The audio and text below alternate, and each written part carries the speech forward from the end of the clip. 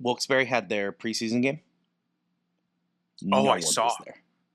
Oh, really? No one was there. It was home against Lehigh Valley. They destroyed them. It was 5-1. Yeah, I saw the score. Mm-hmm. But no one was there. It looks like they were playing in an empty arena, which technically they were, with like 5 people there. They got to do something in Wilkes-Barre. There's a guy from our church who works for one of the local businesses. I won't do any shout outs, just to protect this. Keep it on down low, even though it's going out into the universe.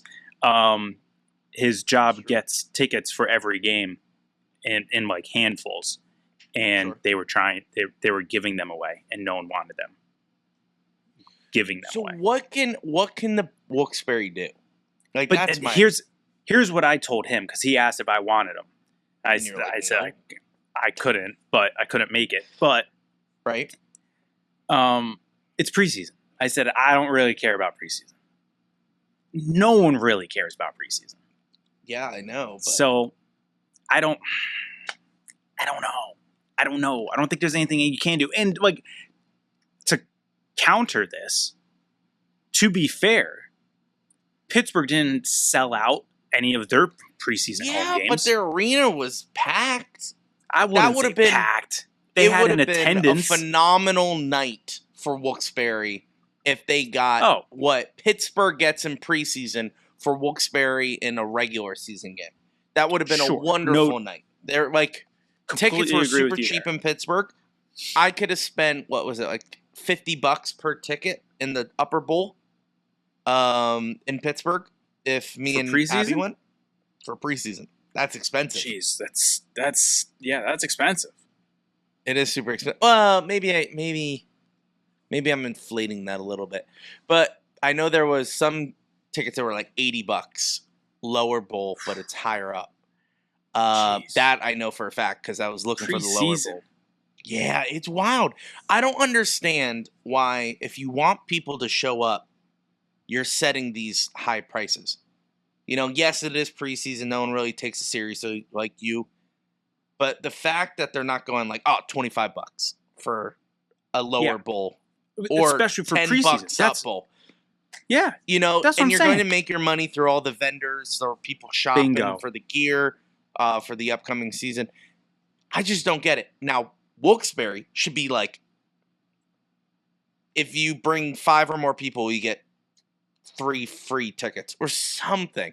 Yeah, come up with something. Please look up the just highlights.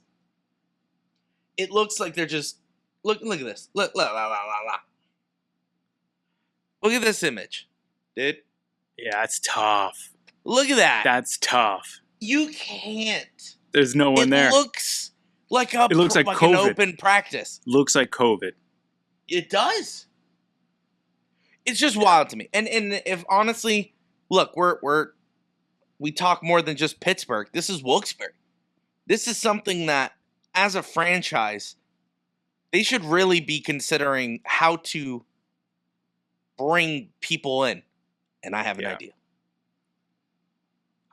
Before you throw out your idea, I think this has to be more of a regular season. If this happens regular season, then it needs to be like sound the alarms. But I mean, right now, let's just see. The new deal. I know. Keep Penguins in Wilkes-Barre until like what, 2030? 2028? I was gonna say I think it's 2031, but I'm not sure. Still, I'll have to double check that. The fact that they're here for long term, and you're like, it's fine. You know, we'll just compete with Monster Jam when it comes around. Yeah. You know, like that's unreal. That is the Penguins arena. You know, it's not. They just happen to play there. It was built for the Wilkes-Barre Scranton Penguin. Kinda, yes, it was. That was built for concerts.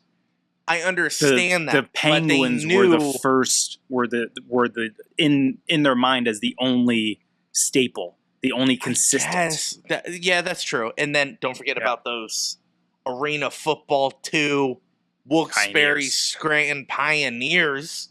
Yeah, coming back Come, 2026. but this is AF1. Yeah, this is like the main league coming to Wilkes-Barre. Is it? No. Yes. This is a whole new Yes. football league. Yes, yeah, correct. But it's Right. arena football. It's arena Correct, football. but not the Arena Football. It will be the only. It will be. There's AFL. There's the Arena Football League, Yeah. and then there's this new AF1. No, I think it's the same. Are you sure? I don't know. But we're not an I arena don't know football either. podcast. Yeah, Let's we're not not a get podcast. into it. But Because I'm pretty the sure it's the last same because post- Jeff Fisher is the commissioner. Of the former AF1 Titans head coach. or Arena Football. Whatever league the Now we Pioneers have to are look it up coming into. because All right, look it up real quick. I'm telling you right now. Yeah. That the last AFL post, they were playing inside of a mall, dude. A mall. Oh yeah, Mall of America, right? Yeah. And Yeah. no, I don't think it's Mall of America. Oh, Hold on. but wasn't there a football game in Mall of America? No, or was that's there where a the hockey Vikings used to play. No, there was a legitimate game, whether it was Hold on. a football or hockey or something within the last AFL. year or two. So this is the Arena Football League, okay? Okay, yeah. Well, just do a Google search. Who's their commissioner? Find out who their commissioner is. Because that'll answer it right there. I'm telling you. Josh, there's a lot going Because I follow him on Twitter, because former Titans head coach.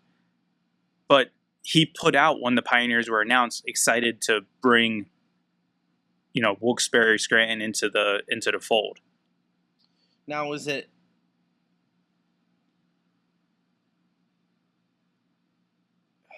My goodness, I don't know.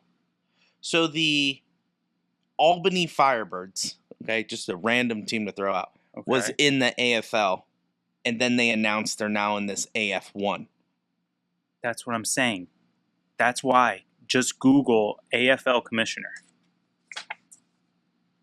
That will answer it. Hold on.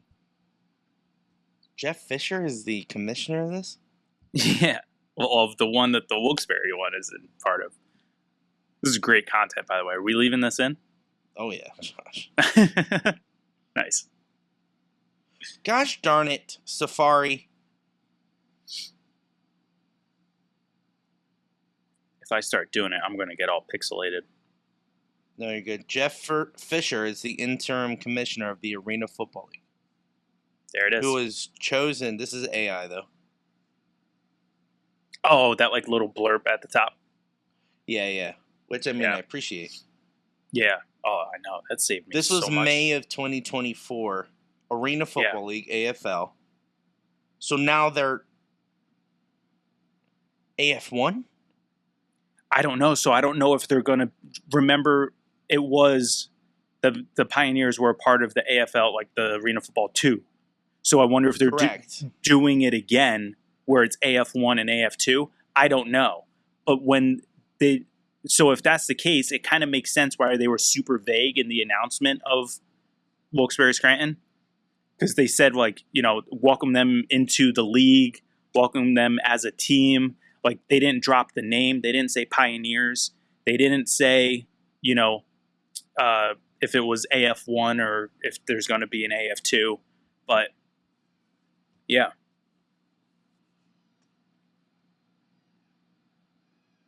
Oh, okay. I have the answers for all this, okay? Perfect. A lot of dead space there, but we're good. It's We all right. found it. Yeah, sorry. I was about to fill it, but...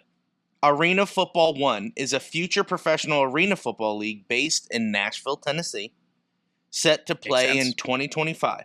The league was founded by the 8 teams who had survived the 2024 Arena Football League season, effectively serving as a reorganization of the 2024 revival of said AFL. Yeah. So a mishandle is the best way to say this. So the AFL came back after it went bankrupt. Remember this a Correct. couple years ago? Yes. After COVID. They went bankrupt. They said they're done. Arena Yeah. football after, what was it, 30 years or something like that? It's a long time. 60 years, maybe something like that. They're done. They closed the doors, and it was very sad. Then they brought it back last year, AFL. And then they announced it's a new league. So AF1, Arena Football 1, is the new league. And apparently Wilkes-Barre Scranton is getting a team, which thank God. That's what I'm saying. Thank God they're getting something in there because Wilkes-Barre's not doing the job. Yeah. So roundabout, we finally got our answers. Josh, we brought it back. Bring us back to your idea. Here's my idea. Back to my idea. Yes. They used to have black and gold games where Pittsburgh would come down to Wilkes-Barre and play a preseason game. What do you know what I mean? So they would come up to Wilkes-Barre and they would play at the then Wachovia Arena. Yeah. Now Mohegan Sun Arena. Yeah. Now the Mohegan Sun Arena. They would come up and actually bring the stars. So Sidney Crosby, Evgeny Malkin, Chris Letang, Eric Carlson, anyone. Well, Crosby's first 2 years. He was there. Yes. Yeah. And what's Lemieux awesome was here. is that you would take the Pittsburgh roster and put them in Wilkes-Barre jerseys. Okay? Yeah. And the Wilkes-Barre guys would play as Pittsburgh. Okay? Yeah. So that was kind of the thing. So there's footage out there of Mary Lemieux and Sidney Crosby wearing Wilkes-Barre Scranton uniforms. Yeah. Awesome. Need to bring back. It would sell merch. Genius. Yeah. It would sell merch for Wilkes-Barre because who would not want to buy a Wilkes-Barre Scranton Penguin jersey with Crosby on the back, first of all. Second of all, there's a bunch of people who don't know a lot about hockey in the Scranton Wilkes-Barre area, but they do know who Sidney Crosby is. So if you say Sidney Crosby's coming for a preseason matchup, you don't even have to count it as preseason. They're just coming up for a game. It could be a part of the training. It could be a part of training camp. I don't care what it is. Honestly, I'm sure the guys would prefer it because it's in the middle of nowhere. You know, the training facility, the arena, these guys don't have to walk out and stumble on 4,000 fans wanting autographs for, maybe there's a group There'll be a turnout, though. There'll be a turnout, but they won't bother them as much. Like, Josh, I drive by the arena on preseason nights. There was people waiting where they drive their cars in the arena. Yeah. And I saw a few cars. They're nice cars. You knew who were AHL guys and you knew who were NHL guys by the cars. There was like Toyota a Volvo. Camry, AHL. Yeah. I saw a Volvo and I was like, Wilkes-Barre guy. That's a Wilkes-Barre guy. That's a guy who's trying to make his way up. That's horrible. But then you saw a Mercedes like SUV. I was like, NHL guy. I don't know who it is, but I'm pretty sure it's an NHL guy. Yeah. So, or it could have just been their wives or whatever that was getting parking. But anyway, black and gold game. The Penguins need to come back. Go to Wilkes-Barre. You sell a lot of tickets. You sell a lot of merch. Just make it happen. These guys wouldn't mind going up to Wilkes-Barre for a fun game. Hopefully. Don't air it on Sportsnet Plus, okay? Everyone's taken care of. Finally, there's some recognition. You bring Josh Getzoff up there and Colby Armstrong to relive the glory days, right? Good content. And then you just... honestly. You're welcome, Pittsburgh. We need to get Getsy on here and ask him how we can make this happen. Hey, black and gold game. You bring Colby Armstrong, go back up there, and then you know what you do? That's all you talk about. Colby Armstrong and Wilkes-Barre. Maybe you have a guest spot like Maxime Talbot who comes on. I was going to say some of his former teammates. Just bring him up and just be like, dude, remember this? Oh, hey, in the second intermission, Bonby? we have a special guest, Dennis Bonby. Oh, the goaltending coach used to be a phenomenal goaltender here. Andy Chiodo. That's right. Talk about, hey, can you talk about the memories you have here in Wilkes-Barre? Oh, yeah, it was great, especially during playoff hockey with the whiteouts. Oh, yeah, it was so cool. Yeah, that's content. And then that would keep Wilkes-Barre alive. And honestly, I don't think you people understand how much hope and how much the little things Wilkes-Barre people and Scranton people will cling on to Yeah, for a whole season. decades. You have one game. No, not just one season. Decades. Yeah, that's true. They're But still if you do talking this, about those games. I know. But if you have like the Penguins, Pittsburgh come up to Wilkes-Barre, people are going to hold on to that. Sellouts are going to come back. Like I'm telling you, Wilkes-Barre people are going to start coming to Penguins games. They're going to do all that stuff, especially how Kyle Dubas is handling Pittsburgh because he's rebuilding Wilkes-Barre. He's rebuilding all that stuff. Speaking of, we got a lot to talk about today. Welcome to the show! It's Crosby. Crosby on Kunitz and shot. Penguins win it! Buckle up, baby. Are you kidding me? They're a collective. All right, it's the 2024-2025 Pittsburgh Penguins season preview. All right, Josh got facts. Josh, show him your facts. Those are facts on those pieces of paper. All right, he didn't take them out of his printer and just show you pieces of paper. That's what I would have done. This guy actually has pieces of paper. Use the highlighter. Got facts ready. Look at that. Glimpse. Oh, look at that. I just have my phone. Josh has straight up facts. Now remember, disclaimer. We do not pretend to know things. All we are saying is this is what we're seeing. We're reading journalists' blogs. That's what they're called. We're reading tweets. We're diving in to what players have said to the media. This is all that we're gathering. This is stuff that we have been doing, okay? And we are presenting it to you, okay? So remember that going forward. It is Sunday. We are recording Sunday, October 6th, okay? Preseason has concluded. All the preseason games are done. Josh is going to go into speculation of all this stuff with the final roster that I'm pretty sure has to be done by 5 o'clock on Monday, October 7th. Okay? Are you following with me? Wednesday, October 9th, the Pittsburgh Penguins season starts against the New York Rangers. It is a home game. Can't wait. We are going live after that game. But the preseason ended. Ended on a high note. The Pittsburgh Penguins absolutely dominated the Columbus Blue Jackets. I think we played really well. Josh is going to take it from here. Josh, let's go. All right, yeah. So match that energy, Josh. Match that energy. Sorry. Buckle up. We got a lot of information. I'm going to try and keep it condensed. I'm not going to go over all my notes. I'm just going to try and just cherry pick the best. But a lot of the data that I'm pulling from is coming from The Athletic. They have a ranking system and a projection that is kind of similar to, I believe, is PFF for the football fans out there. You know, those they give like the grades, the number grades. All the actual players complain about. Gotcha. Yeah, so this is like similar to that. But okay. I mean, we got a interesting season ahead of us. We're approaching the end of the Crosby, Malkin, Letang era. It was solidified by Crosby re-signing, so that we have a few years left with these guys. So we're used to excellence with them. It was 17 years straight of playoff appearances.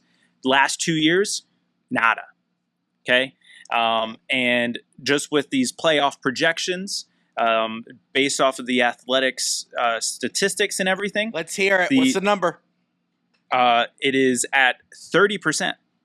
30% chance of making the playoffs this year. Now, I know, is it Puckpedia who does the nice pie chart? Beautifully done. Yes, beautifully done. Sure. That has each team with the projections as you get closer to the Stanley Cup, which is sitting in the middle. Yeah. They have us at 30. Puckpedia? Okay. Yep. They have us at 33%. 33.3%. It's moneypuck.com, Moneypuck. Josh. Okay, source it, Moneypuck. 33%. That's fine. I'll take correction on the podcast. 33.6%, Josh. If you know percentages, that's a rounding up number. So let's say 34%. What are we doing here? Then we round up. That's technically really close to 35. No, which is close it's to under 40. 5, which therefore you can't round up to 40. So you got to say you go down to 30. 34. Got it. 34% the Pittsburgh Penguins are making the playoffs. Josh, go ahead. Yeah, so the Athletic has us at 30% of making the playoffs. For context, last season they had us at approximately almost 40%, and then 64%. Whoa, stop it. That's sorry, bigger number. dyslexia. Dyslexic there. 64% last year, and the year before 81%. Obviously. And Josh, what was the percentage year before? 100%. Yeah, exactly. It's 99.9%. Yeah. Coming into the season. So the biggest thing that we are going to be looking for as we look at this upcoming season, as well as the seasons going ahead, as long as we have Crosby, Malkin, and Letang, and now you can even include Carlson into that, it's age. Okay? Father Time's undefeated. It waits for no man. There are some phenomenal athletes out there who defy aging. You think of Tom Brady, you think of LeBron James. You have to add Sidney Crosby into that now. Novak Djokovic. Yeah, those athletes who can still perform, in the late 30s, early 40s as they're, top of the game, high level. Yeah. So, you have to add Crosby, Malkin, and Letang into that because they're still playing at an elite level right now. So, but the thing is, as we keep getting closer to 40, what are we expecting out of these guys? So it's hard to calculate some projections, but just looking into, some of the stats that they had last year, just a little quick note. It's no denying Crosby carried the team last year, and he was a dark horse MVP. He had a chance to win the Hart if we actually won enough games to get into the playoffs. I think he could have been a little bit closer to actually getting some first place votes for the Hart. Now, Malkin, let's be honest here. You're going to get a lot of people mad, Josh.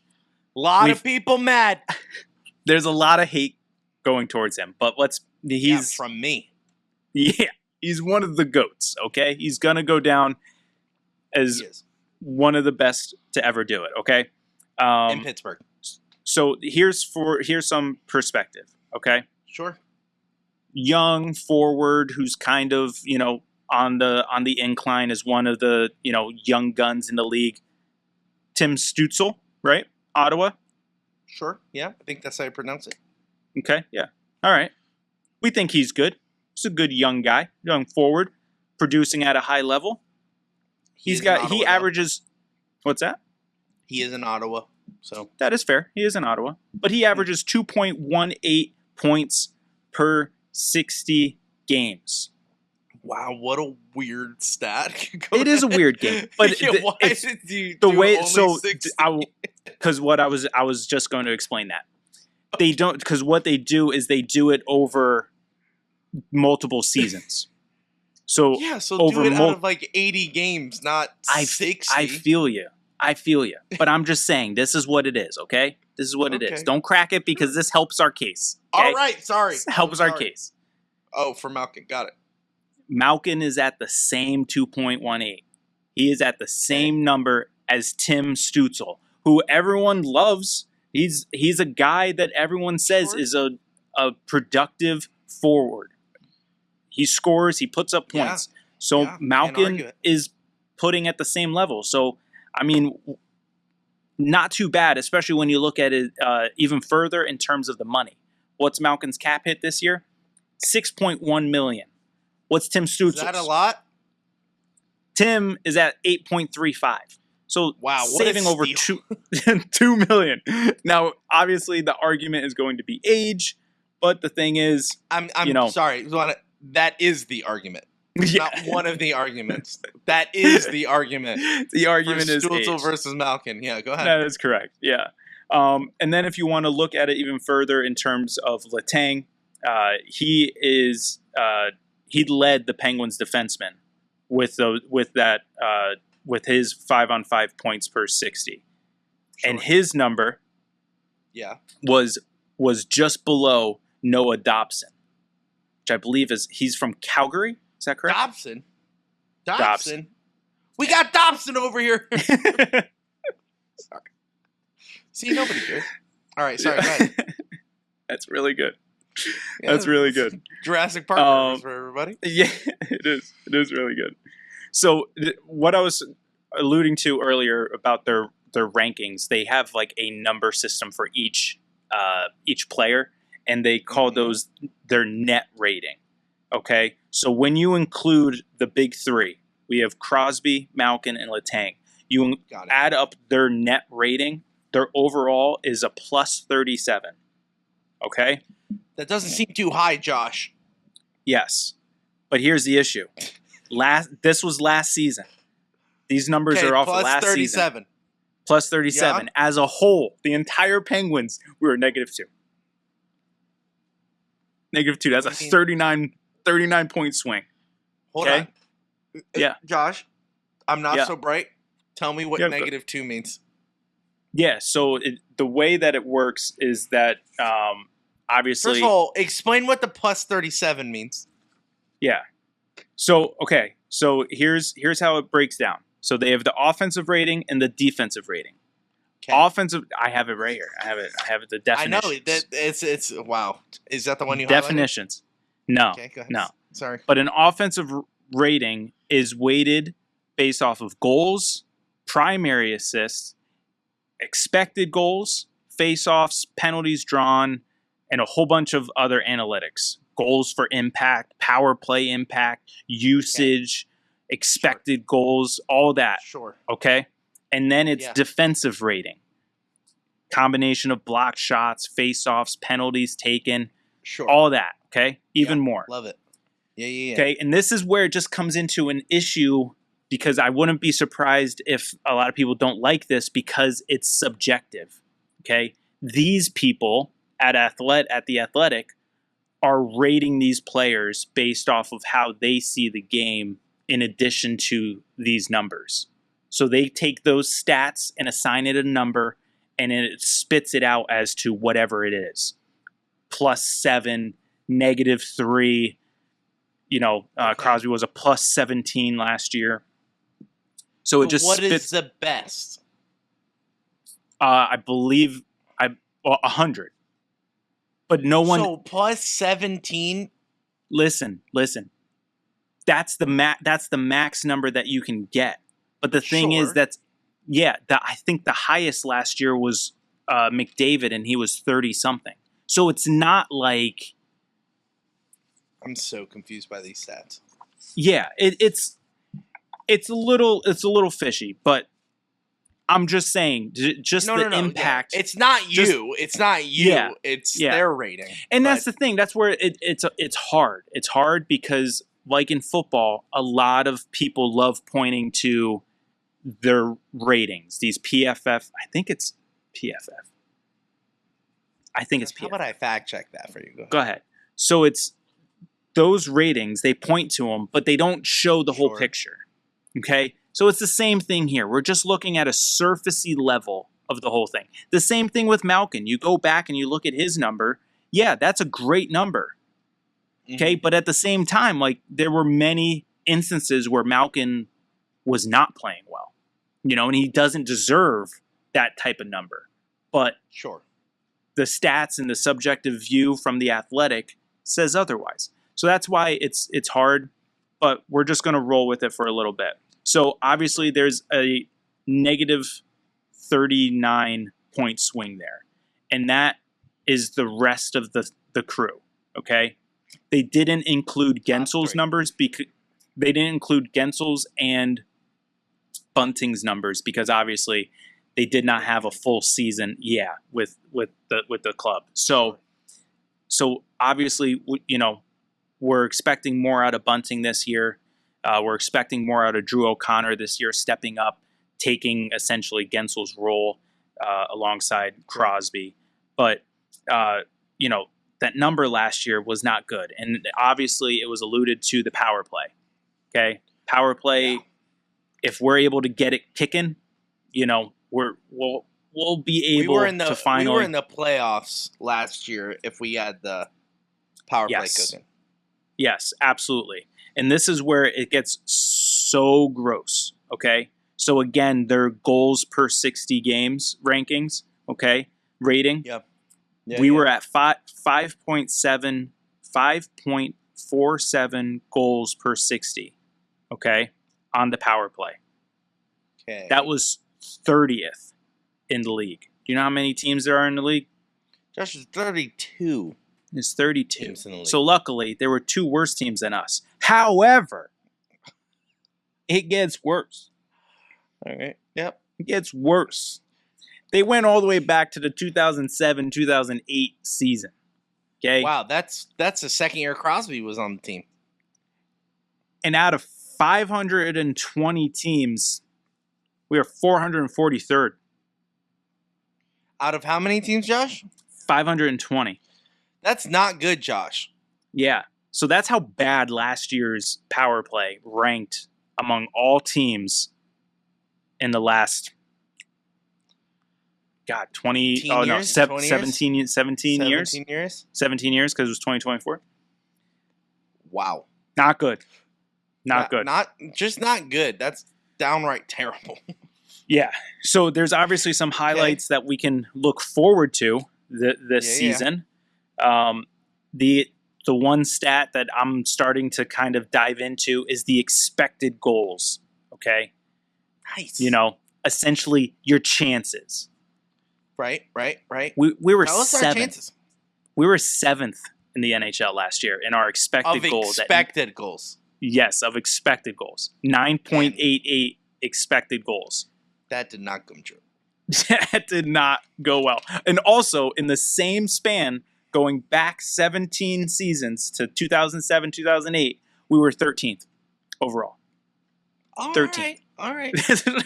That's quite the jump. 17 to 443. That's huge. But huge. I can't do it. I know. I can't do it either.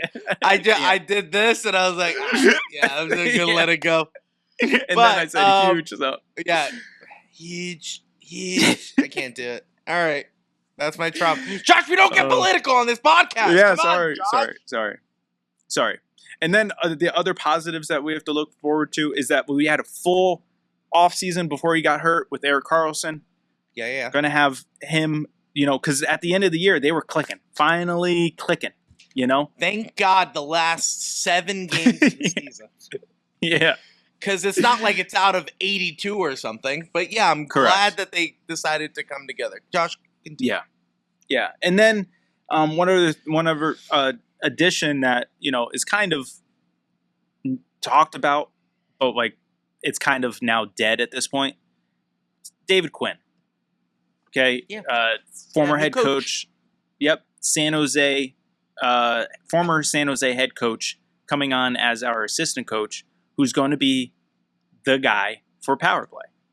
Now, he had Erik Karlsson on his team in San Jose when he won the not the Conn Smythe. Conn Smythe. Nope. You're talking about Norris Trophy. Norris Trophy. Thank you. Yep. I was going to say Conn Smythe. San Jose ain't anywhere near the Conn Smythe. Yeah. Sorry, I got my trophies mixed up here. That's all right. So when he won his Norris Trophy, and their power play was among the best in the league at that time. Okay, he's coming over. He's going to help with that. Hopefully, it also helps with Karlsson's production because yes, he was good last year, but we need him to be a little bit better if he's going to be carrying our defense the way he's projected to be carrying. Mhm. So the thing is, we gotta. Those were that's the biggest question, is the power play. Is if we can get it going to a fraction of what it was last year, remove us from being 30th in the NHL to even just middle of the pack, 14 to 17 range, somewhere in there. I think we're going to be a whole lot better. I think we're going to make.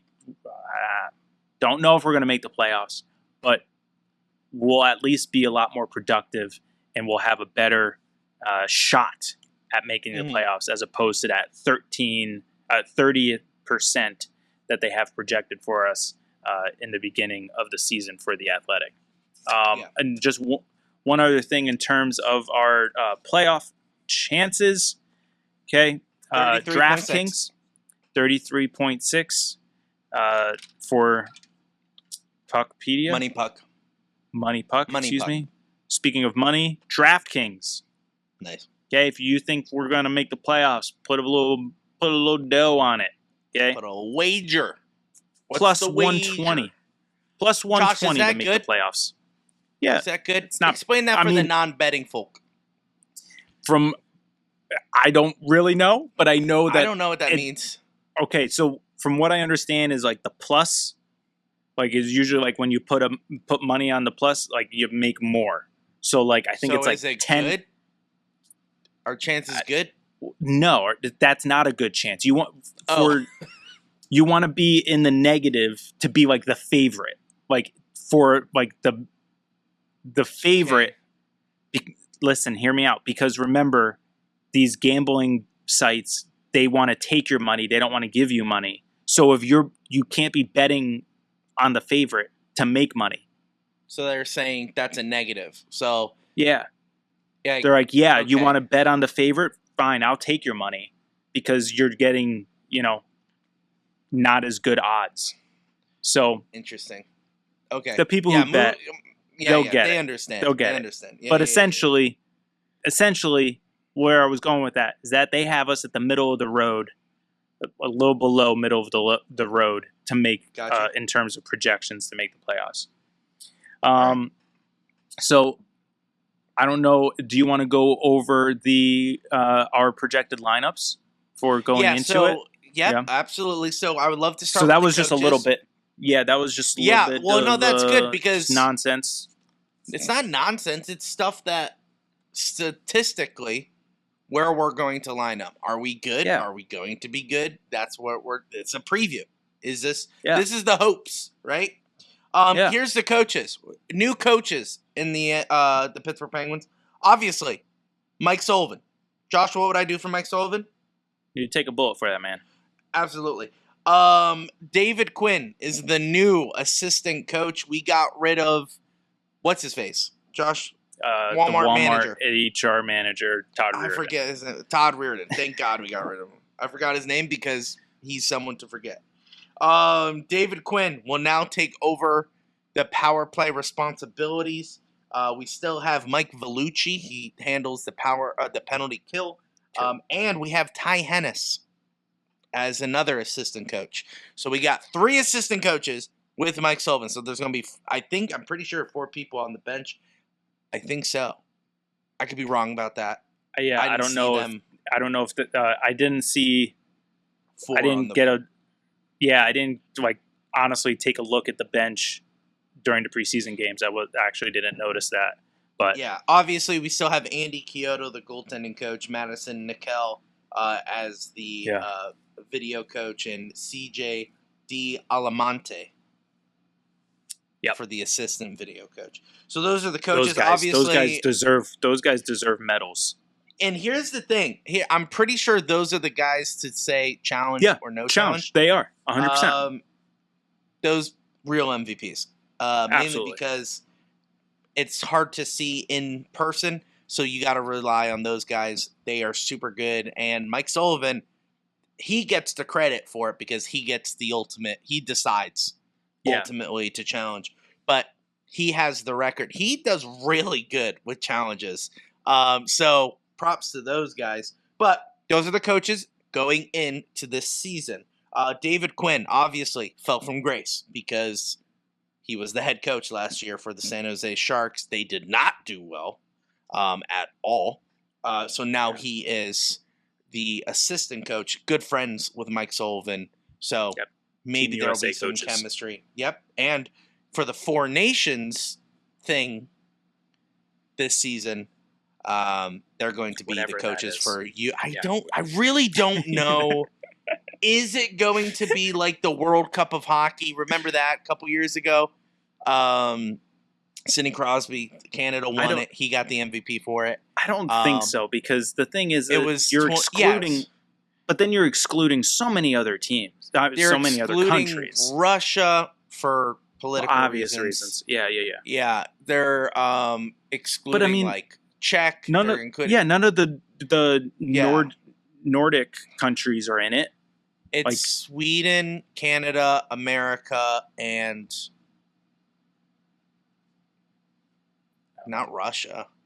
Is it Russia? I don't know. There's only 4 countries. It's called Four Nations. So I don't know what the fourth country is. It's essentially Avatar: The Last Airbender. Yeah, it really is. It's the 4 elements the 4 nations. It's the 4 nations, 4 elements, whatever you want to call it. Definitely Canada is the Fire Nation just because they ruin everything. But anyway, they're going to be the head Russia's coaches. in it, then Russia will be the the Fire Nation. Yeah, everything changed when Russia attacked. Literally, in multiple ways. That can be literal in a lot of ways. Yeah. But Mike Sullivan and all that to say, Mike Sullivan and David Quinn are the head coaches, are the coaches for the Team USA. All that to just say that's who it is. So those are our coaches. You got arena football in the intro. You got arena Avatar: The Last Airbender, and 4 nations, which we don't know the 4th nation. What is it? Can you look it up? What the 4 nations are? You may lose me for a minute, but yeah, I'll look it up. You don't have your phone ready to go? No, I streamed. But anyway, from the phone, the 4 nations. It's in the logo. I know it's Canada. I know it's Canada, Finland, Sweden, and U.S. What? Oh wait, no. I guess Sweden. It's Finland. You just didn't get Finland. Finland, because who remembers Finland? All right. Wow. Just kidding. But like my thing is like, you know, like in the Olympics, like Latvia made a push. What was it? 2020 or 2016? Like.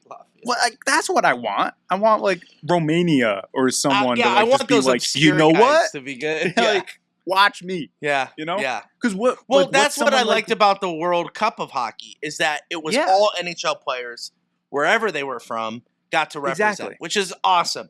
Now they're like only the 4 best countries, excluding Russia, that have the best hockey players. 100%. So what about the Czech Republic? What about that's a Russia, and they can't.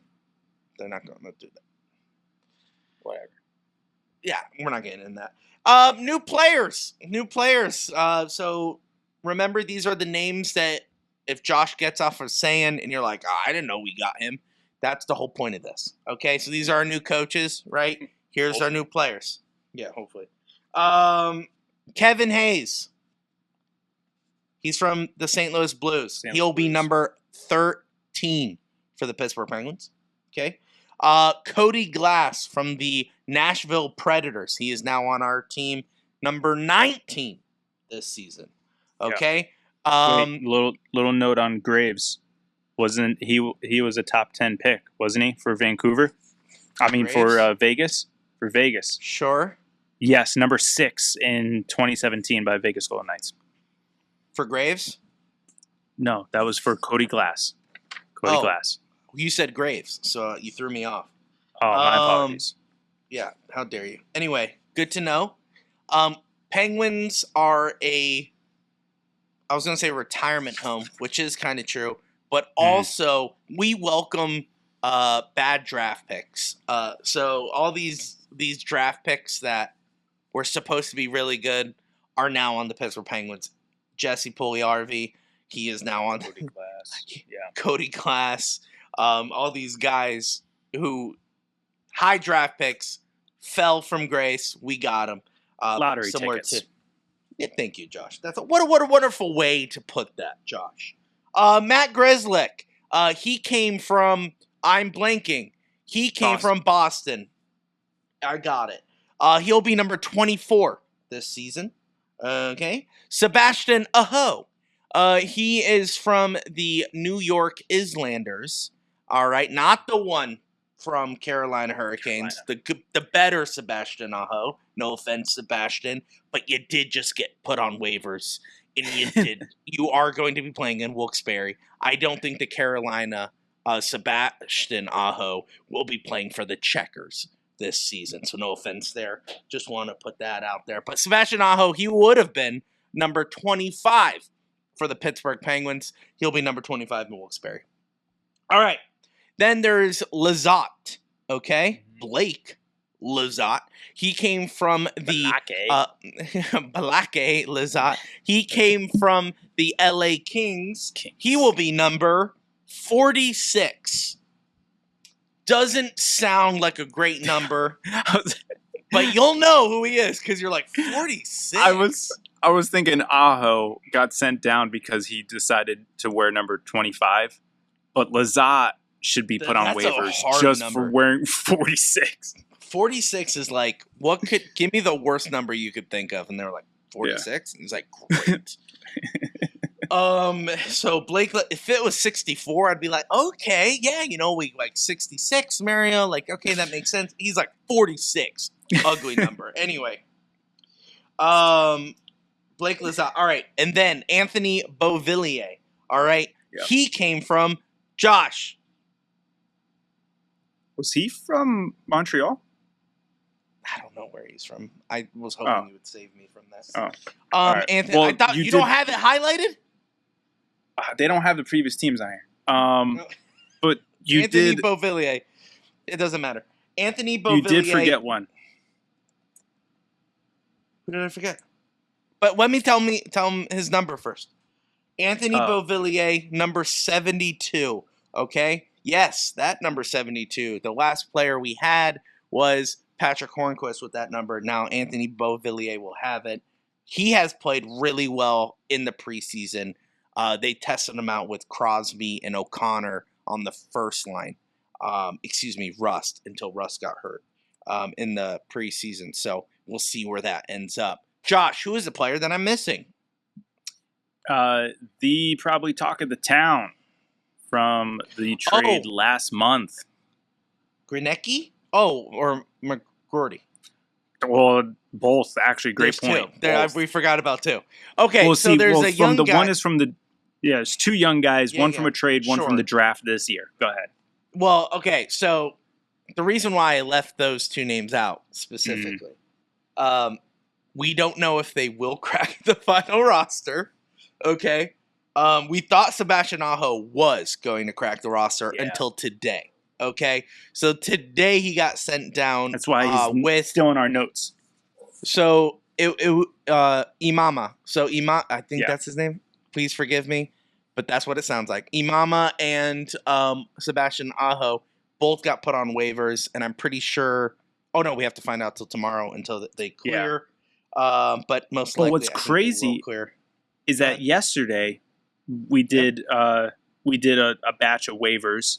John Ludwig, Sam Pullian, I was going to get there. there. Sorry. Yeah. So yes, we will talk about waivers and who got sent down, because then we're going to talk about final roster. So we will get there. My bad. But hold on. I'm looking up. Who are you looking up? Oh, hold on. Gosh darn it. Okay, sorry. There's two names that I forgot. One is Rucker McGroarty. Okay? Yes, that name does sound made up, but it's not. Rucker McGroarty. And he will be wearing number 2 if he cracks the opening roster for the Pittsburgh Penguins on Wednesday. Do I think he will? Yeah, he played really well. The only question about his game, and Mike Sullivan even mentioned it in an interview, is his speed. Okay? Basically a nice way. So Mike Sullivan answered the question NHL's a fast game, but man, he's really good. Like his IQ is really high. People are like, he didn't really answer the question, or like he didn't really. He's slow. He's slow, but man, is he really good. So not what Mike Sullivan loves, but he's youthful. Like he's a young guy, so I think he may crack the roster, but he may not. Anyway, there's another guy. A phenom came out of nowhere. Okay, he's a young guy. I think he's 19 years old. His name is Harrison Brunecki. Okay, yes, Harrison Brunecki. He wears number 45, and he kind of became a star because in the preseason he was really good defensively. Like just super good. And I think it's only because Graves is so bad that we were like, this guy, he's so young, he can take his place. I don't think he'll crack the roster, Brunecki. But I think he is one of those guys that you want to look at and really follow because he, like everyone fell in love with Harrison Brunecki. It's not just us. Everyone who you think is in the Penguins need to know was tweeting out how good Harrison was in the preseason, which is great. That gives him a lot of confidence. The same thing with Rucker. A lot of confidence for Rucker McGroarty. Really good. So, those are our new guys coming in, okay? Mm-hmm. Let's talk about waivers, okay? Waivers, as you know, is sending guys to Wilkes-Barre through a portal known as the waiver wire, okay? We're doing air quotes for the audio listeners. Yeah. So you got to send them down to Wilkes-Barre through the waiver wire. This means that their contract doesn't allow a two-way. So a two-way contract, up and down, all day, left and right. I'm pretty sure there's a limit, but you could call them up, call them down, put them down whenever you want. That would be in their contract. When you put someone on waivers, like Sebastian Aho or Imama, for example, they don't have a two-way, so you need to send them down to AHL. But they have to clear waivers in order to put them there. Or they're on an entry-level deal, and you're allowed to send them down through waiver wire, but without waiver wire. Excuse me. Yes. I'm sorry. Yep. Sorry. We had a little bit of confusion on that before. But, so like Rucker McGroarty or Harrison Brunecki would be covered. They don't need to be put through the waiver wire. They could just be sent down. But anyway, that's a whole nother story. So waivers. Pittsburgh Penguins put a lot of guys through the waivers so that they would clear and go to Wilkes-Barre. Any team, any other 31 NHL teams could look at the list of who we sent down through the waiver wire and say, thank you very much, I would like to take them. And that is the case. There is an order. But yeah. Well, yeah, but any team, if there's a guy available, can say, I could take that person. Yeah. If it's their turn, yes. Yeah, I know, but I'm just saying. Okay. All right. Guys could do that. Teams can pick up whoever you have. If you put them through the waiver wire. Yes, if it's their turn. Yes. But I'm just saying, we can lose those guys to any other NHL team. Sure. Yeah, that's fair. Like we could lose Sebastian Aho. Yes, tonight, tomorrow. Or Imama if someone picks them up. Yeah, correct. Tomorrow. All right, here is the list of guys that we officially put through the waiver wire. They all cleared except for one, and we'll get to that one. All right, Emil Benstrom, Nate Klurlman, Taylor Gauthier, Jonathan Gruden. Oh no, I'm sorry. These are not the. These are guys we put into AHL. Those are just the Wilkes-Barre guys. Whoopsie. Wrong list I pulled up on my iPhone. I apologize. Where is it? Oh, waivers today. Whoopsie. It was Imama and Aho today. Yeah. Yesterday was Ludwig.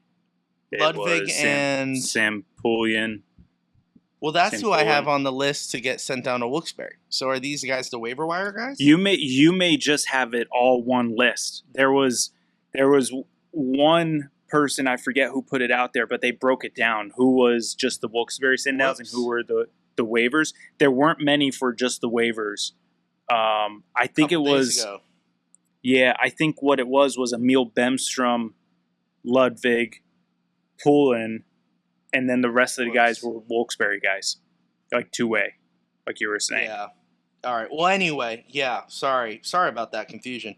But there is one guy that did get picked up. So everyone who's not on the final roster got sent through either waivers or got sent to Wilkes-Barre.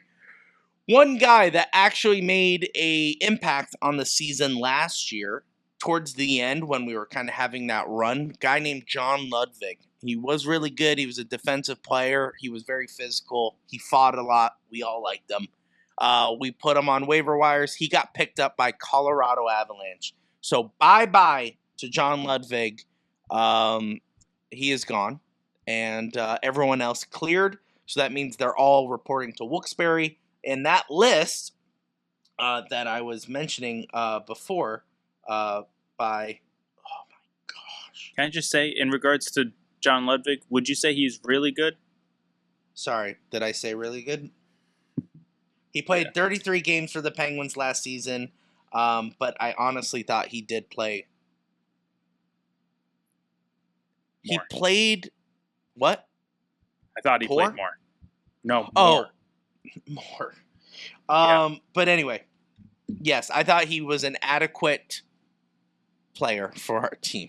If Josh is looking for a correct word, adequate.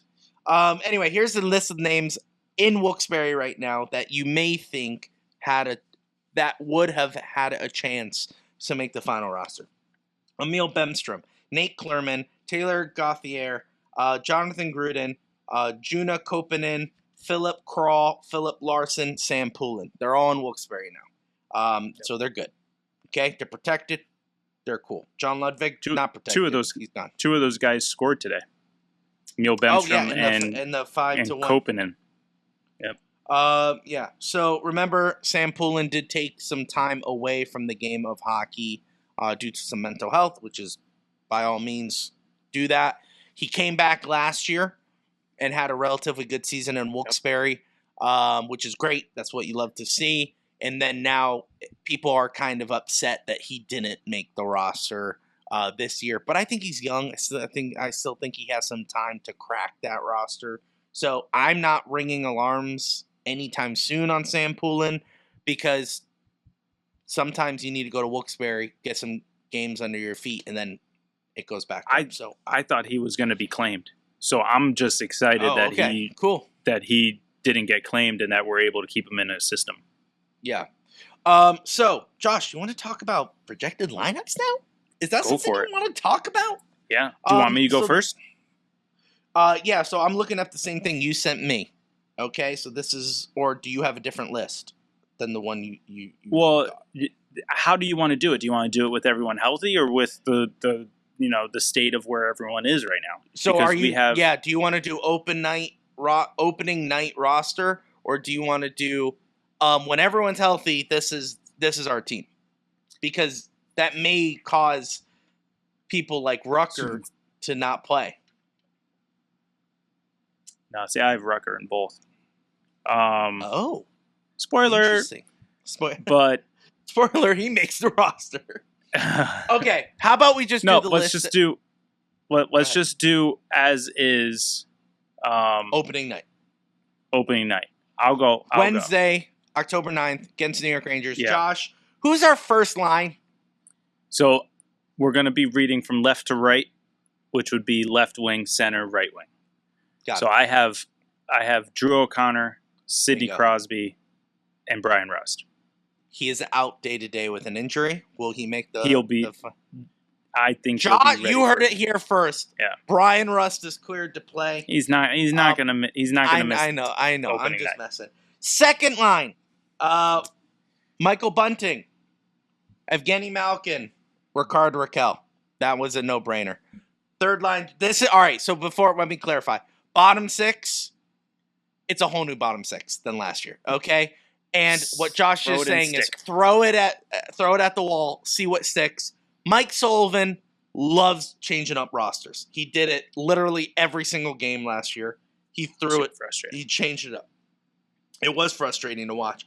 But I feel like the guys that we're bringing in, especially some of the new guys, kind of feel some like solidarity. Yeah. You know what I'm saying? I feel like going into the season, they're like, oh, yeah, that's a strong third line. That's a strong fourth line. So I feel like that's good for the first time, the Penguins, which is crazy to think about in the last 2 seasons. Completely new bottom six. Some new guys in the top six. But I just want to give that disclaimer. Josh, third line. Third line. So Let me hear it. I'm going with what everyone is calling the EMP line, which I think is incorrect because you have to go left, center, right. You can't go center, left, You right. can't just okay? see what makes Whatever. sense. Yeah. Exactly. Because Yeah. what everyone, the last, I think, 2 to 3 preseason games, Mike Sullivan has kept these 3 together, and they played really has. well. Okay? They played Hey, really well. Can I just say something? You Yeah. ever watch the movie Miracle? And that line comes in, Coneheads. and they go, pass, shoot, score. Pass, shoot, and score. That's how they were playing. These 3. Coneheads. Okay. Yep. It was a Conehead line. And I think we found our Conehead line, Josh, from left to right. That's what I was going to say, is that like yesterday on Twitter, Friday night on Twitter, I saw the Conehead memes. I saw HBK. I saw everything. Yes. So if that's what we're doing, especially if you want to focus on HBK, that was Hagelin, Bonino, Kessel. Okay? Kessel, yeah. From left to right. Left, center, right. That's how it is. So it's So who's our guy? Yeah. McGroarty, Eller, Puljujärvi. Hey, Josh. Yeah. I love that line. I love that line. Okay? Rucker McGroarty, new kid in town. We traded him for Braden Yeager. But that's okay. If they still produce. That's right. Here's where I could see them coming in clutch right after the power play. Send these guys out. Yeah. Send these guys out. Because you got to remember, if you catch them in a good spot, all right? I'm sure Mike Sullivan is probably just like salivating. There you go. Mm-hmm. At the chance for catching the defense in their own zone after a power play. Maybe there's a whistle. Goalie saves it. Hey, meet, Coneheads, get out there, dude. Do you like that MEP? Meet. Yeah. Come on, dude. Get out there. Pass, shoot, score, baby. Pass, shoot, and score. Okay? Rucker McGroarty, he's the new kid. Yes, he is slow, but he is talented. There's no denying about that. We traded for him with the Winnipeg Jets. Braden Yeager, our prize prospect, for Winnipeg's prize prospect, which is Rucker McGroarty. Ours was Braden Yeager. We did a swap. Braden Yeager, he's back into his OHL or CHL, wherever he's at with the Moose. No, he's not there. Sorry. Whoops. Nope. He's with the team. Doesn't matter. You know why? Because he's not a Penguin anymore. What does matter is that the guy that we got is making plays. And he may crack the starting roster, which is what we needed to begin with. We needed an NHL-ready prospect. And Rucker's it. He's going to start, hopefully he starts the third line with Lars Eller, who did a phenomenal job in the face-off circle last season. And then Puljujärvi. Okay. A lot of people had some questions about Puljujärvi. We gave him a second chance last season. He was coming off of a surgery, and he did look awkward skating. His hips, he looked awkward skating. He wasn't that fast, but when he did have those moments, he shined. You know, it was very few moments, but when he did have those moments, you were like, oh yeah, I get why he was a first-round draft pick, you know? And He showed that in the preseason. Puljujärvi was Consistently. Consistently. Now, once again, he is not the fastest guy on the ice, but man, his hands, he is deking, everything, puck on a string kind of situation with Puljujärvi. And once again, you're like, how do we have this guy? You know, like there was a moment where you're like, oh yeah, like we got him for nothing because of all the stuff that he's been through. And he's shining. And to what Josh said, those three guys, oh my gosh, they crushed the preseason together. And I do think whether it's fourth line or third line, those guys are going to be together. Yeah, absolutely. I think you have to keep them together. And then, kind of what you were alluding to in terms of Puljujärvi, but also with McGroarty. McGroarty's on an entry-level contract. So that's the cheapest that you can get in the NHL. Okay? Yeah. Puljujärvi is just north of that. So you have two guys on the same line who are making, as little as humanly possible. And on a team that has a whole bunch of top contracts in terms of Crosby 8.7, Malkin 6.1. I think Rust is at $6 million. You have Is he that high? Carlson is at 11. You have Letang, who is super high up as well. He's somewhere in the sixes. So you have all this money top loaded. You got to have guys who are entry level contracts. NHL minimum salary like Puljujärvi and Cody Glass. You need guys like that who will produce. So that's huge that they will be able to crack the roster, because then as you're able to trim down the roster, you are able to create some cap space for any type of player who does hit the waivers. You can pull them in or trade for someone down the line. Yeah, I agree. I agree. This is, we're going in. I think for the first time in 2 seasons, I'm really excited to see where this roster goes, which leads us to our fourth and final line. Cody Glass, what Josh was just mentioning. Cody Glass, Kevin Hayes, and Noel Acciari. Noel Acciari was solid last season. Okay, really solid. We still have Matt Nieto is still injured. Okay. He's still injured, but Noel Acciari is really good. I do like that fourth line. Cody Glass, Kevin Hayes, Noel Acciari, Josh. And one guy I liked was Lizotte before he got hurt. So yes, he's on IR. I'm curious if Mike Sullivan liked him too, whose spot does he take? Because I think he's a wing. So does he take Glass? Does he take Acciari?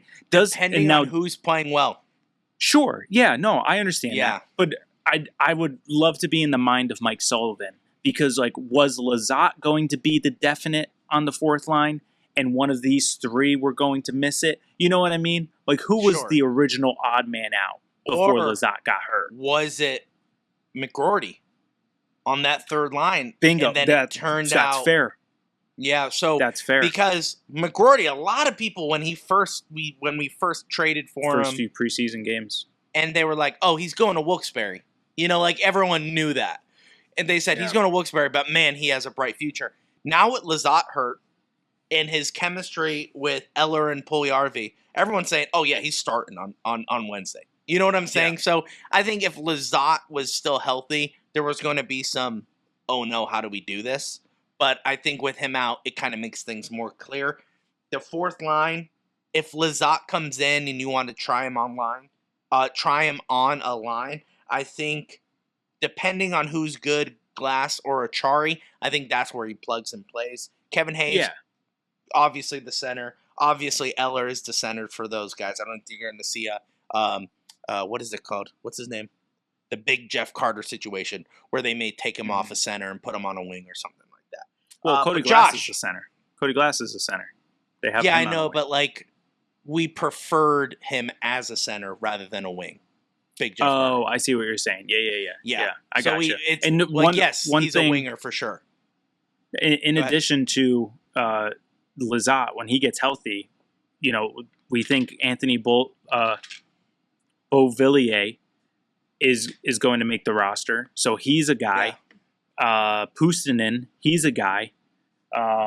I think that's and pretty Matt much it. Nieto. You mentioned Matt Nieto. Matt Nieto, yeah. So there's those four. But once again, he's on the hurt list. But but I think your extra guys day one, Puustinen and Beauvillier. Now Beauvillier, younger guy, but he was plugging and playing on the first line. So if anything, he's going to play on the second, on that third line if Rucker can't play. Keep it. So with Lizotte hurt, that's your third line. You know, the meat line, if you want to call it that. If McGroarty can't keep up, because it's going to be a tough test on Wednesday. It's the Rangers, you know, so it's going to be a tough test. I would love to see how McGroarty handles that. But if he can't play to the level yet, that's when I think Beauvillier is going to get a shot. I think those are the guys you're going to plug in, but those are our extras. So, Josh, that's our roster this coming Wednesday. Do you feel confident in this current roster? Can we make the playoffs? Well, for the forwards, still got defense. Oh, I jumped the gun. And our goalies situation. Whoopsie. Yeah. So sorry. It's all right. But in terms of defense, okay, we do have. You mentioned a few guys that came in. I think only Matt Grzelcyk is going to end up making. That's the only defenseman roster because Sebastian Aho went down. When it is going on waivers, and we believe the Harrison is going to go to Wilkes-Barre as well. So, I think top line is going to stay the same. It's going to be Pettersson and Carlson. I think line 2 is going to stay the same. I think it's going to be Graves and Tanger. I know, say what you want about Graves, but I gave you the stats. You wasn't that bad. You had wasn't that bad. No, did you give the stats on the podcast, or was that previous? Yeah, Yeah. Of the stats Brian of Graves? Tanger and Tanger, their stats together. You shared them with me before we went live. Oh, but did you? Because we didn't talk about them yet, right? Oh, my bad. You are correct. Yeah. So yeah. Before we started pressing live, hold on. I just want to clarify. Me and Josh were talking about what the 6 defensemen look like. Mm-hmm. So I was saying to Josh, I really like Grzelcyk and Tanger together. And Josh said, why? Obviously, we don't like Graves. Everyone is kind of in unison. We don't like Graves. And Josh said, but statistically, they are doing good having Tanger and Graves together. Why would you separate that? So to give context, that's the reason why Josh and I just said that. Erik Karlsson and Pettersson carried our defense last season. I think that's obvious. But Josh, give us the stats why Tanger and Graves deserve to be together. Yeah, again, using the athletic ranking of per 60 games. Okay, so they have the per 60. So when Graves and Letang were on the ice together, okay, so it's prefaced by them being paired together. The Penguins only allowed 1.99 goals against per 60. Okay, so 1 point, that's under 2. Okay, quick math for you.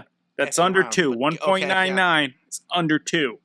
Yeah. Okay. By point. And then 0.0001. But yeah, go ahead. And then the expected goals against was at 2.68. Both stats. They beat it. Okay. The goals against and the expected goals against led our defensive pairings. Letang and Graves. Okay. Say what you want. Pettersson is definitely our best solo defensive defenseman. Okay. 100%. No denying that. But when paired, Graves and Letang is the best defensive pairing as well. I was going to say as offensively, but it's not, because let's be honest, I don't have the exact stats. I don't have the exact stats on Graves, but for Letang, he was second offensively, obviously. Right. Okay. Right. You have Carlson as first, Letang as second. So that's the thing. So you can't have those two together. Can't have Carlson and Letang together. What's your so we full What's So your we're full going- defenseman? I'm going Pedersen, Carlson, Got it. Graves, Tanger. It's the same as last year. And Who's our then third? we bring in Grizzlick, and I think I was originally going to have John Ludwig just because I like the physicality of John Ludwig. However, that's not happening, so I'm going to go with the guy who's left, Jack St. Ivany. He's the only guy left. Yeah. Or there's no way Harrison Brunecki is going to make this roster. I mean, if it is, that's recency that'd be wild. bias. That's It is recency bias. definitely recency bias, and I think Mike Yeah. Sullivan is much smarter than I am. So I am not going to say like, yeah, but he played really well in preseason, so let's bring him in. Yeah. I agree with you. So I had Graves and Jonathan and St. Ivany. It's Jonathan St. Ivany. Jack. Correct? Jack St. Ivany. Whoops. Sorry. Graves and Jack St. Ivany. And Grizzlick and Tanger. But, I mean, you're just swapping Grizzlick for Graves, which is fine. I think our defense, I know this is going to be a hot take, somewhat solid. You know, like I'm not Absolutely. That's not a hot take at all. I'm not terrified about our defense. It's just it's always situations are situational. That's right, Josh. Like Evgeny Malkin, okay? He's a Hall of Famer. Of course. He is a generational talent. Of course. But man, does he piss me off sometimes when he has the puck and he needs to make plays? Yes, but that's situational, right? Of course, that's situational. Yeah.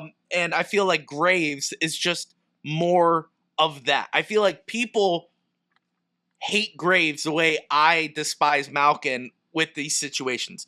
Is he good? Yes. Is he talented? Yes. Josh just proved when he's paired with Letang that they actually did well. But the problem is, oh my gosh. The problem is, well, not the problem, but overall, I think our defense is somewhat good. So I'm resting. Question for you. Yeah. So you have Graves on the third. I have Graves on the third with Graves, Jack St. Ivany. If Graves returns to the level in which is the reason why Dubas signed him, yeah, okay? Got him. I'm not going to ask you about moving him, but I'm just asking, as a whole, you already feel solid about our defensive unit. Sure. Top 5 in the league if he comes back to 22, 23. To the level right, 22, that he 23? was in New Jersey? Yeah. Top 5? It's got to be. It's got to be. Especially with Carlson and Tanger by themselves. Then we have Peterson. Exactly. Yeah, our defense is pretty solid. The problem it's top half of the league now. I guess so. Yeah, you're not wrong. So, yeah, top 5 if they get it going. The real question we should be asking is how is our goaltending? Our last line of defense, okay? Because we can overlook Graves' mistakes if it's a 0 on the board for the visiting team. Do you know what I'm saying? Yep. So let's talk about goaltending. Obviously, Tristan Jarry is our starter, and then we have Nedeljkovic being our backup. But Nedeljkovic is hurt now. So it looks like Blomqvist will be our backup going into the season. There's no hot takes there. That's just factual. I don't think anyone is expecting Nedeljkovic to have a miraculous recovery to back up on Wednesday. He's a backup goaltender. He's going to take his sweet old time coming back so that way he could be the best for him. So I think it's Jarry, Blomqvist, day one. I'm okay with this, but to echo what I just said, they need to be more consistent, okay?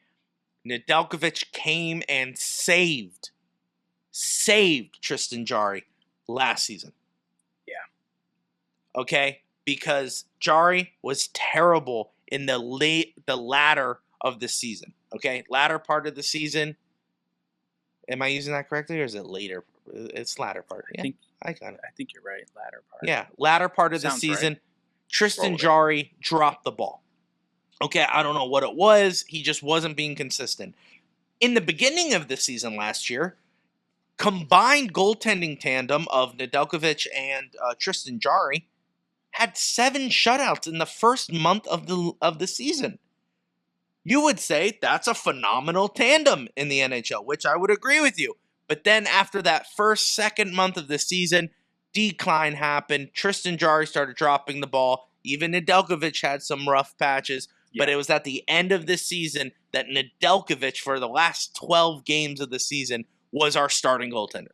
There was no doubt about that. There was no question. It was Nedeljkovic's net, and that was how it was going to be. It landed him a 2-year contract extension with the Pittsburgh Penguins.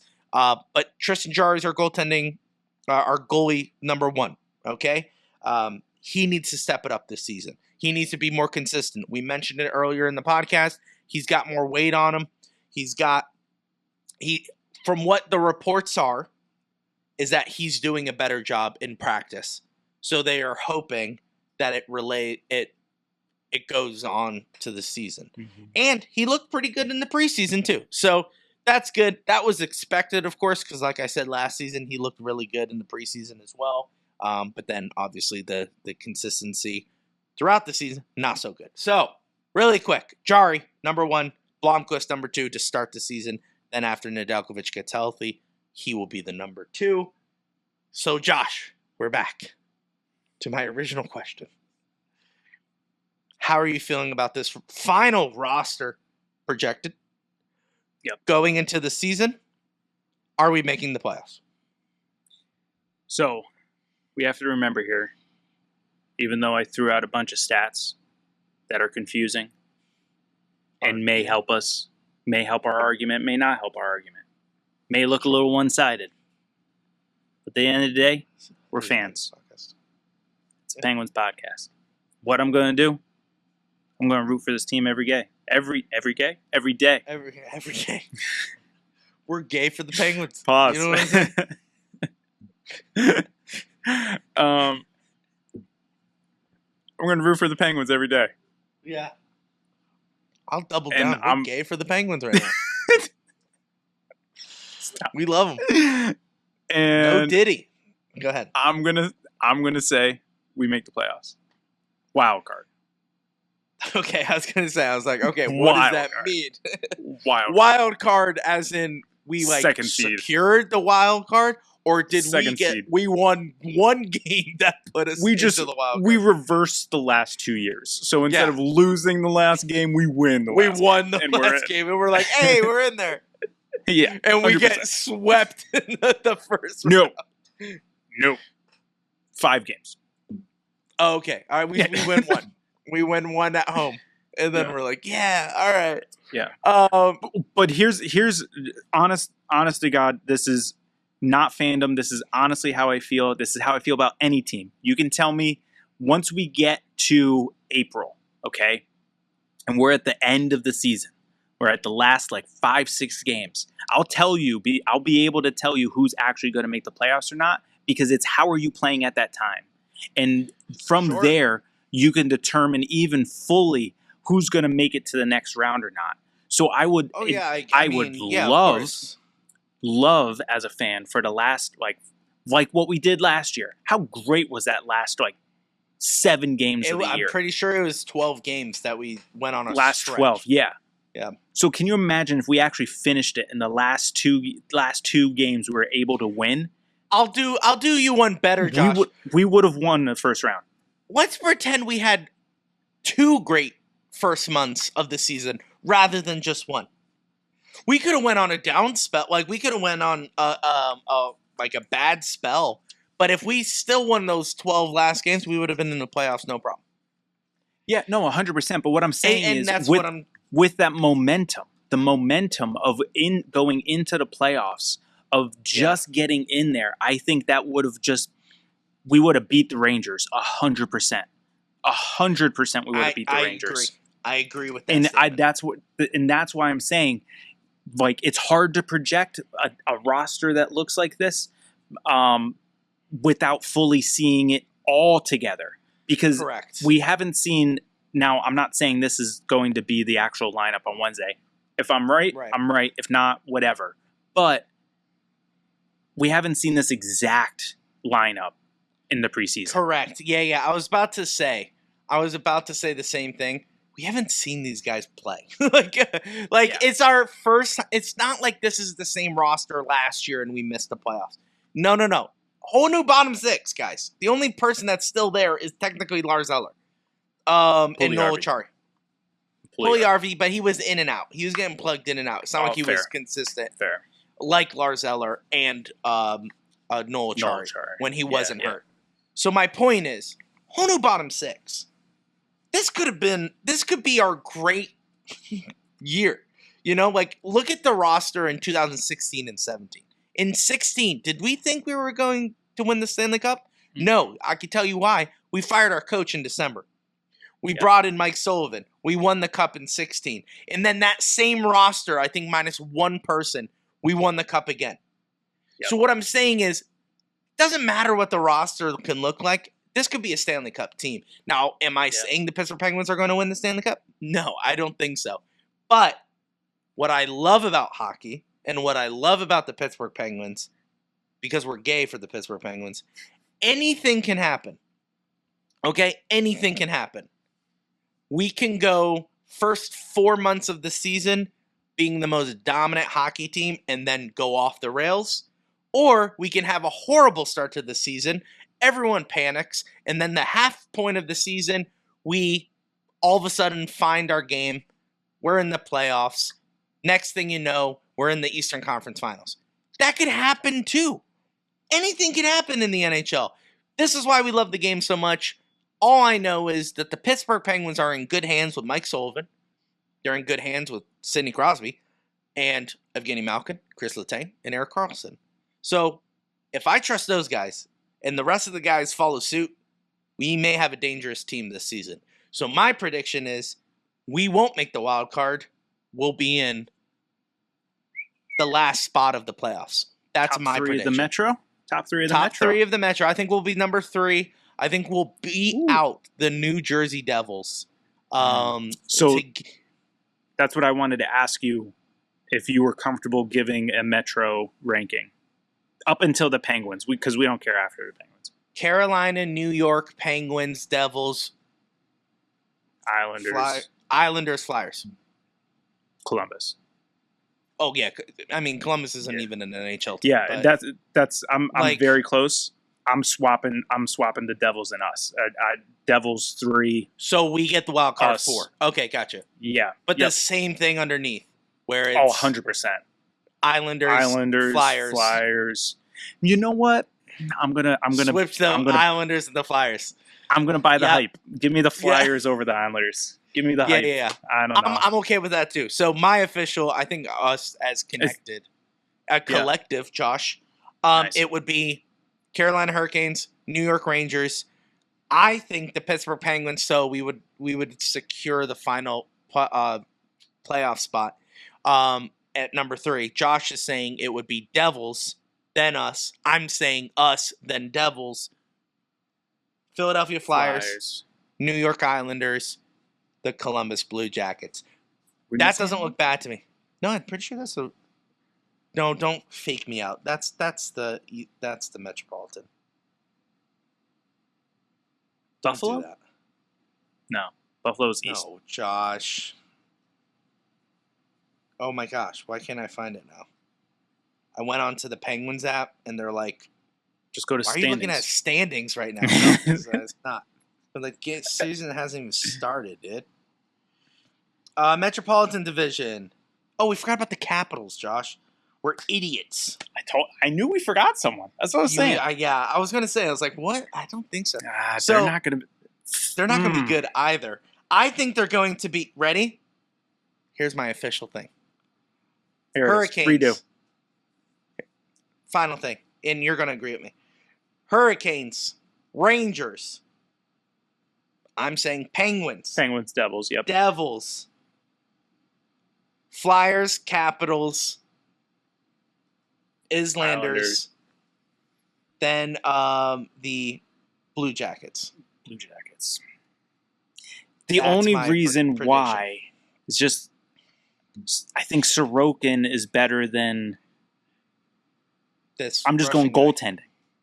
goaltending. That's it.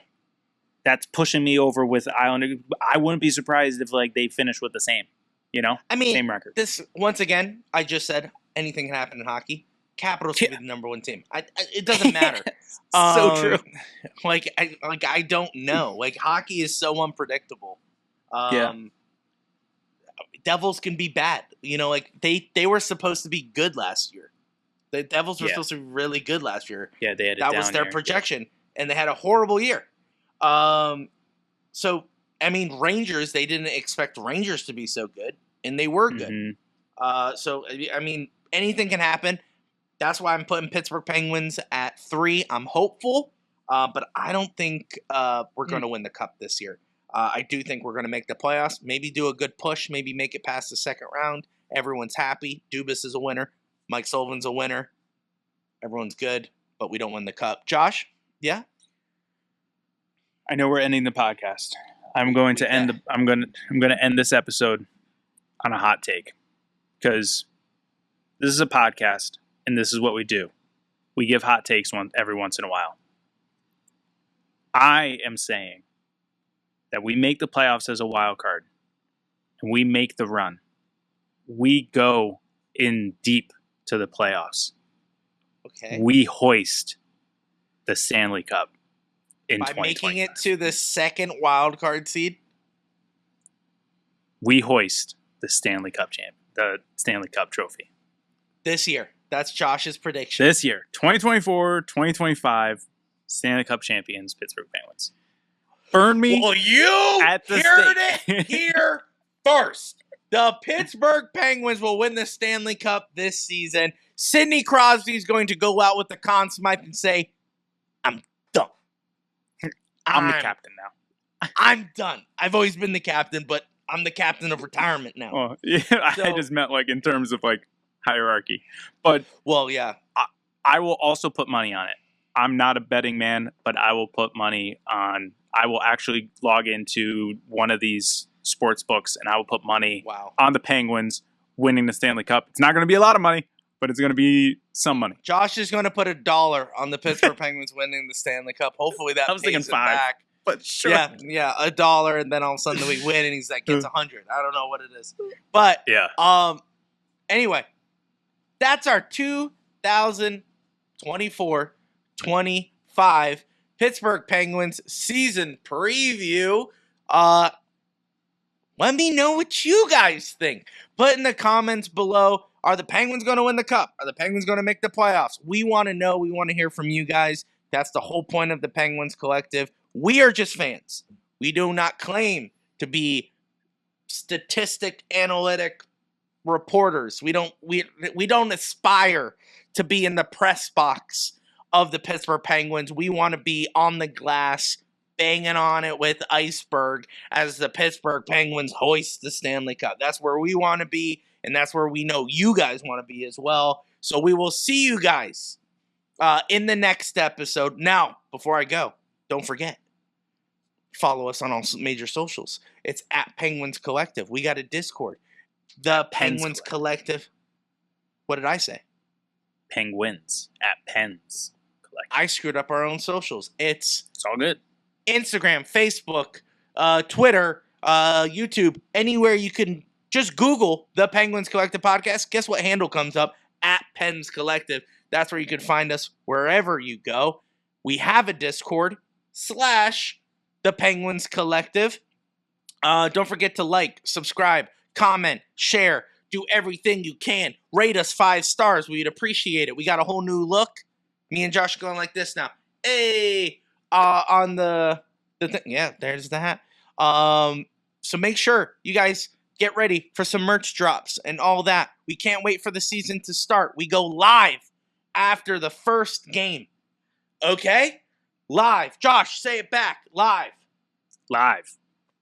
Wednesday night after the game. All right? We're going to go live. We want to see you there. We go live on YouTube, Facebook, and Instagram. Make sure you're there. Guys, thank you so much for joining us. I know it was a long one. We appreciate it. We'll see you guys in the next one. Josh, as always, Let's go Pens. It's Crosby. Crosby on Trinity shot. Penguins win it. Buckle up, baby. Are you kidding me? We're a collective.